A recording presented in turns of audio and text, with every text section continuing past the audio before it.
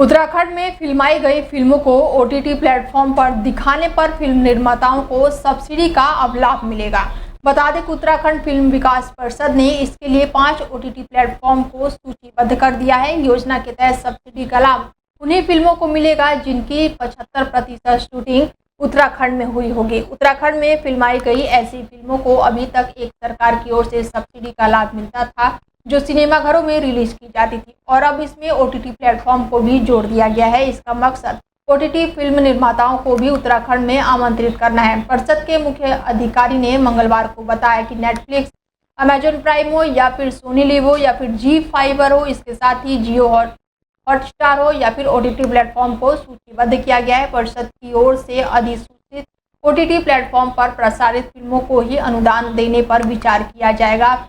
Film विकास परिषद के मुख्य कार्यकारी अधिकारी बंशीधर तिवारी के अनुसार प्रस्ताव जमा करते समय फिल्म निर्देशक और साथ ही निर्माता शपथ पत्र जमा करना होगा और उनके द्वारा फिल्म नीति के अनुसार 75% से अधिक उत्तराखंड में फिल्म की शूटिंग की जाएगी। इसके साथ ही सब्सिडी के प्रस्ताव पर तकनीकी समिति और वित्तीय समिति की स्थिति को बाद में फैसला लिया जाएगा। सब्सिडी का लाभ देने को साल में 2 बार जुलाई और जनवरी में बैठकें होंगी। जुलाई की बैठक में 31 मार्च तक प्रस्ताव को, जनवरी की बैठक में 31 अक्टूबर तक प्राप्त प्रस्ताव पर विचार होगा। सेंसर प्रमाण पत्र की तारीख से 1 वर्ष के भीतर सब्सिडी के लिए फिल्मों का प्रस्ताव प्रसारित कर देने के आवश्यक निर्देश दिए गए हैं।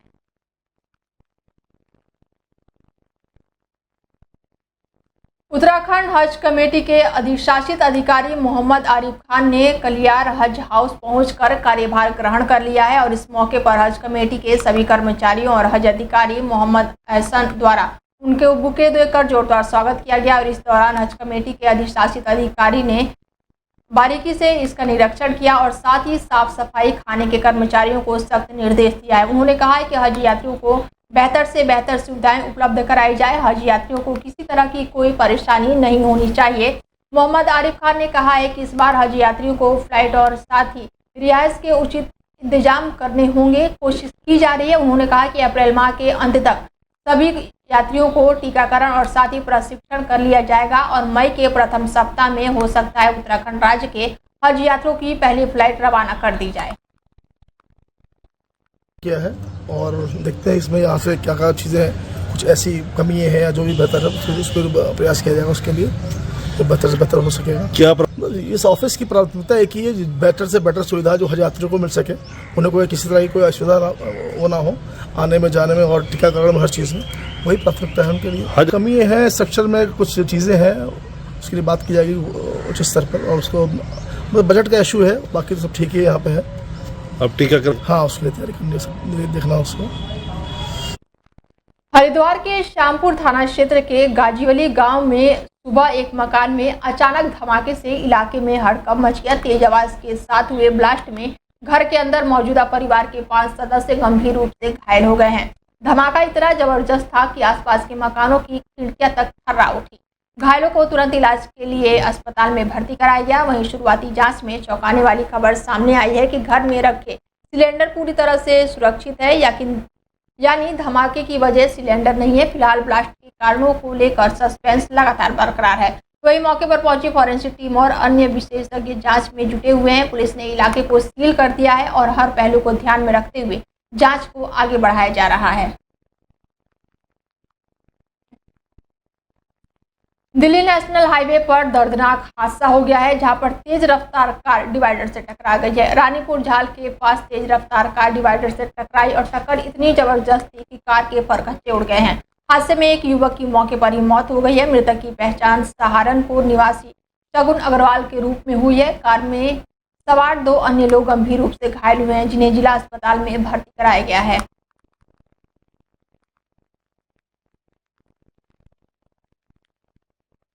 सत्र शुरू होने से पहले निजी विद्यालयों में फीस बढ़ोतरी को लेकर अभिभावकों ने जमकर यहां पर प्रदर्शन किया है। अभिभावकों के लिए परेशानी का अब ये कारण बन गया है। फीस बढ़ोतरी के विरोध में अभिभावकों ने जयनगर स्थित रुद्रा पब्लिक स्कूल के खिलाफ प्रदर्शन किया है। अभिभावकों ने आरोप लगाया है कि विद्यालय प्रबंधन ने मनमाने ढंग से फीस में बढ़ोतरी की है, जिससे उन पर आर्थिक बोझ बढ़ गया है।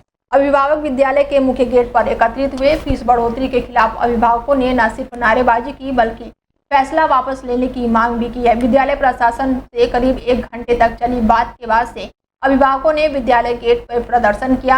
आरोप है कि स्कूल प्रशासन बिना सूचना दिए मनमाने तरीके से 20% स्कूल की फीस बढ़ा दिए हैं।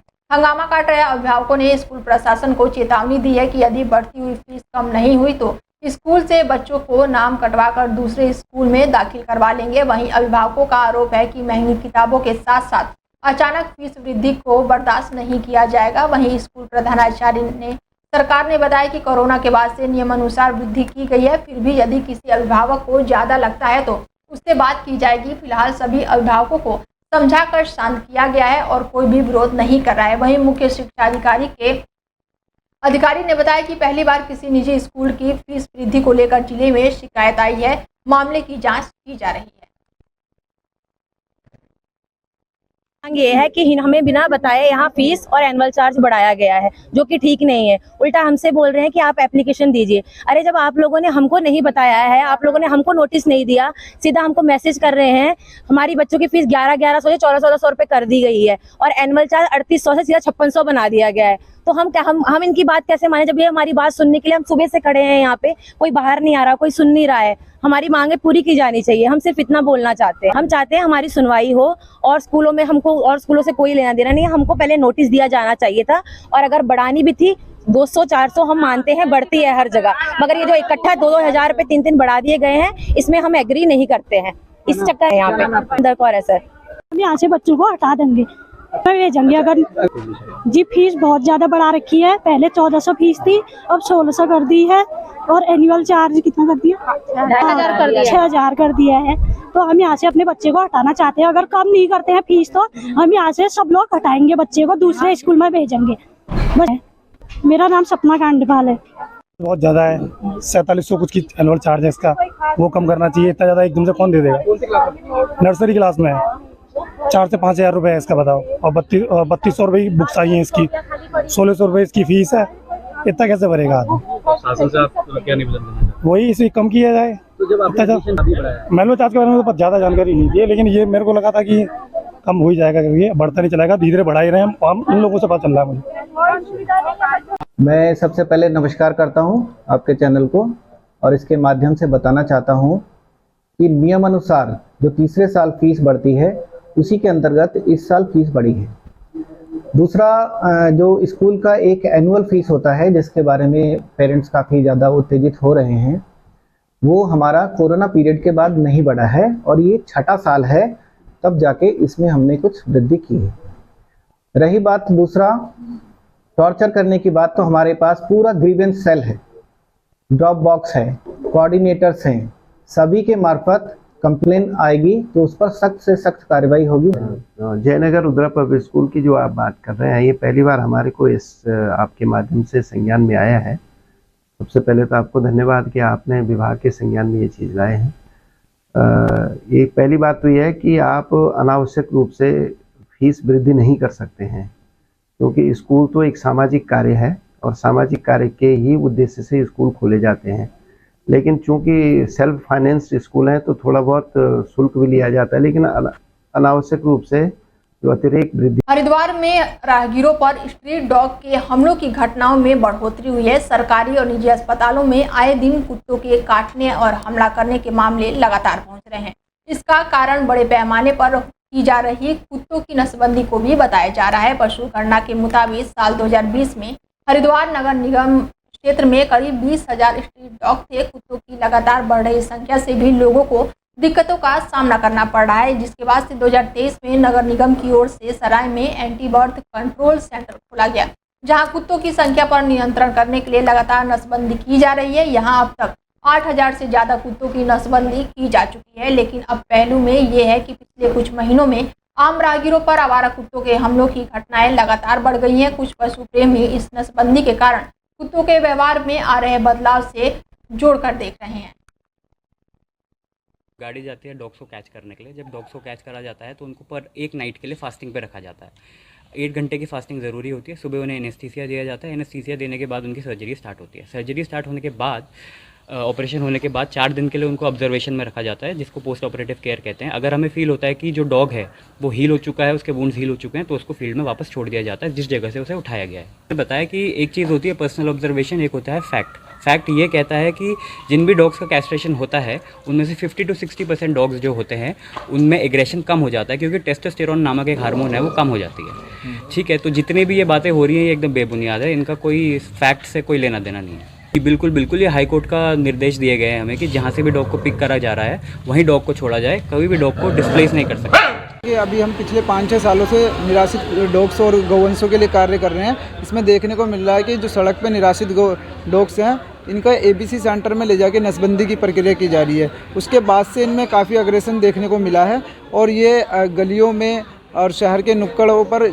ऐसी दुर्घटनाएं बहुत सामने हैं कि डॉग्स उनके पीछे पड़ जाते हैं, वाहनों के पीछे, और सही ट्रीटमेंट ना मिलने के कारण भी ये घटनाएं हो सकती हैं। अलग कर दिया जाता है उसको प्रॉपर जो है नसबंदी की प्रक्रिया ये है कि कम से कम 15 दिन उनको वहाँ पर रख के उनका ट्रीटमेंट किया जाए ताकि उसका जो घाव है, जख्म है वो ठीक हो जाए। लेकिन उससे पहले ही वो लोग रिलीव कर देते हैं 2-3 दिन के अंदर ही, जिसके कारण उनमें चिड़चिड़ापन देखने को मिल रहा है और ये दुर्घटनाएं दिन ब दिन बढ़ती जा रही है और इससे काफ़ी लोग प्रभावित हैं और कई जगह से ऐसी CCTV फुटेज और शिकायतें मिली हैं कि कोटद्वार के मानपुर रोड पर पेयजल पाइपलाइन लीकेज होने से बिजली पोल से पानी बह रहा था। बिजली पोल से पानी बहता देखकर लोगों में अफरा तफरी का माहौल पैदा हो गया।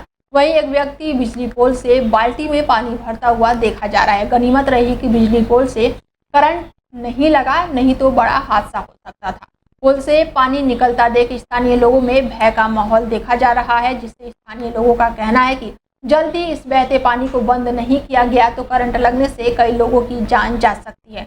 इस मामले में जल संस्था कोटद्वार के अधिशासी अभियंता अभिषेक वर्मा ने बताया कि विद्युत विभाग को पोल से लाइन कट करने के लिए कह दिया गया है। लाइन कट होते ही पाइप के लीकेज को बंद कर दिया जाएगा, जिससे कोई बड़ा हादसा न हो। यहाँ पे जल निगम स्टोर ये मथुरा पैलेस के सामने और पदमपुर जाने वाली रोड पे एक पोल के नीचे से पानी निकल रहा है, जो बिजली के पोल के नीचे, जिसमें से करंट की भी आशंका है और यहाँ पे बहुत लोग घायल भी हो सकते हैं। पानी वहाँ से बहता जा रहा है और यहाँ पे प्रशासन देख नहीं रही है और यहाँ पे बहुत खतरनाक हो रहा है, पानी बहुत बहता जा रहा है।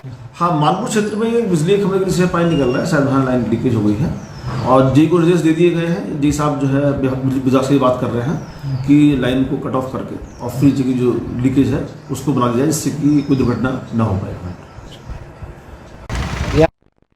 उत्तराखंड में मौसम का मिजाज बदलने लगा है। बीते कई दिनों से चल रहे सूखे के क्रम में अब यहां पर सूखा खत्म होने के कगार पर है। प्रदेश भर में आज हल्के से मध्य वर्षा हो रही है, जबकि कहीं कहीं गरज के साथ आकाशीय बिजली चमक और बिजली देखने को मिल रही। इसके साथ ही मौसम विभाग ने चेतावनी भी जारी की है। मौसम विभाग के अनुसार ताज़ा पश्चिमी विक्षोभ के सक्रिय होने से अगले कुछ दिनों तक मौसम का मिजाज बदला रह सकता है और पारे में गिरावट भी देखी जा सकती है। मंगलवार को देहरादून समेत आसपास के क्षेत्रों में सुबह से तेज धूप खिली रही। दोपहर के बाद से हवा चलने लगी और आंशिक बादल भी मंडराने लगे। पर्वतीय क्षेत्रों में घने बादलों का डेरा रहा, जबकि कहीं कहीं हल्की बूंदीबांदी भी देखने को मिली। बढ़त से ज्यादातर क्षेत्रों में न्यूनतम तापमान में करीब 2 से 4 डिग्री सेल्सियस तक की वृद्धि दर्ज की गई है।